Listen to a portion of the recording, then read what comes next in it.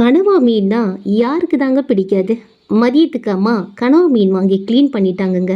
உப்பு கொஞ்சம் போட்டாங்க, மஞ்சள் பொடி போட்டு வேக வச்சாங்க. ஒரு குக்கர் எடுத்தாங்க, ஒரு 2 டீஸ்பூன் ஆயில் ஊத்துனாங்க. அதில் மசால் தடவி வச்சிருந்த அந்த கனவா மீனை கொட்டினாங்க.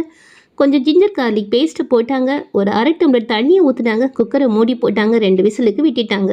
இப்போ பேன் எடுத்துக்கிட்டாங்க. பேனில் 2 ஸ்பூன் ஆயில் ஊற்றினாங்க. கொஞ்சம் பட்டை, கொஞ்சம் பெருஞ்சீரகம், கொஞ்சம் காளான், கொஞ்சம் கருவேப்பிலை தூவினாங்க. ஒரு பெரிய ஆனியனை பொடிசாக வெட்டியிருந்தாங்க, அதையும் கொட்டினாங்க. அது கொஞ்சம் கண்ணாடி பதத்தை தாண்டின உடனே ஜிஞ்சர் கார்லிக் பேஸ்ட்டு அதில் போட்டு அதையும் ஒரு கிளறு கெடுத்துட்டாங்க. டொமேட்டோ கொஞ்சம் வெந்து வந்த உடனே ஒரு 1/4 டம்ளர் தண்ணி அதில் ஊற்றி தேவையான உப்பை போட்டு மூடி வச்சுட்டாங்கங்க. அந்த நேரத்தில் ஒரு அரை மூடி தேங்காவை துருவி தேங்காய் பால் எடுத்துக்கிட்டாங்க. இப்போ தண்ணீர் வட்டினோடனே தேங்காய் பால் அதில் ஊற்றி கொடுத்தாங்க.